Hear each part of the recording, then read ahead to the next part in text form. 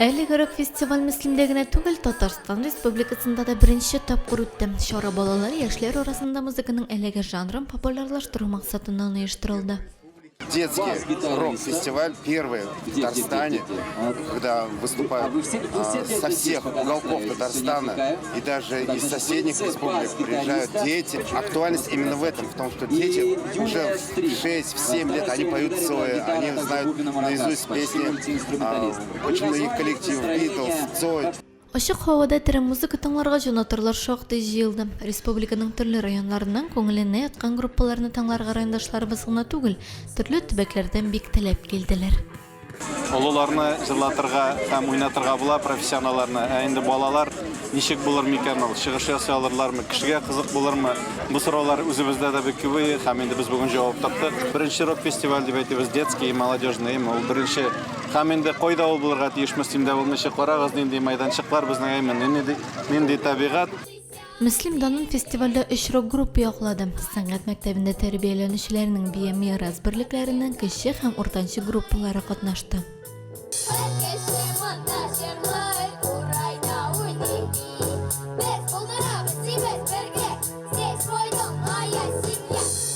Сәләтле җырчыларга бай Холодный драйв вокаль-инструменталь ансамбле чыгышында беркемне дә битараф калдырмагандыр. Быел без яңа состав җыйдык. 2 группа. Берсе кичкенәләр төркеме, берсе уртанчылар төркеме.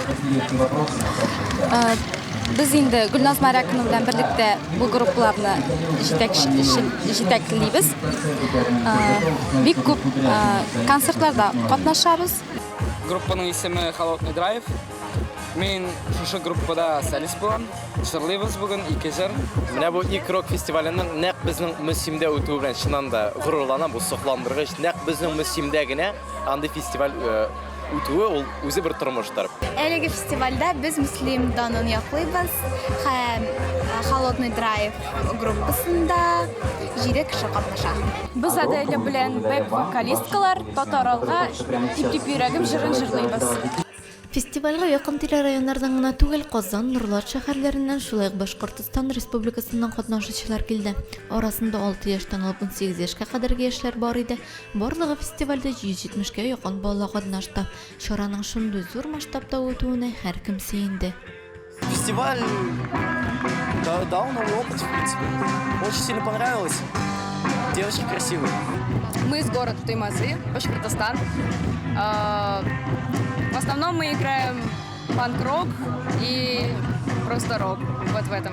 Просто вот это все мероприятие как-то энергии добавляет, новые эмоции. Это все вот, никто не устал. Берсеннән-берсе сәләтле үзенчәлекле музыкаль-инструменталь группалар арасында фестивальнең җиңүчеләрен сайлауы җиңел булмагандыр. Һәрбер катнашучы кунакларның йөрәгенә үтеп керде. Шуңа да карамастан, Казан шәһәренең Зуровут рок мәктәбе укучылары Воздушный кукуруза һәм Красный скала группаларына тиңнәр булмады. Алар беренче урынны алды.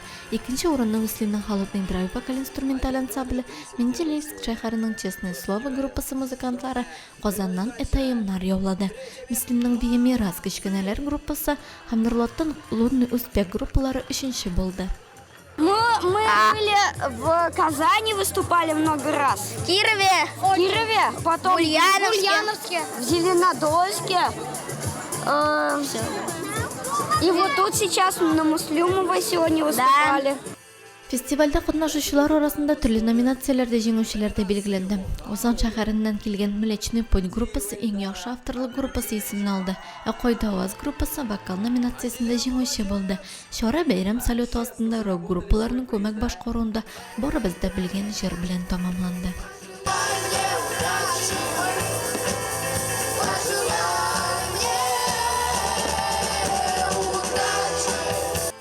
Чарада бүрек җырлар яңгырады. Димәк, рок стилендә җырлар бик аз икән диючеләр дә булды.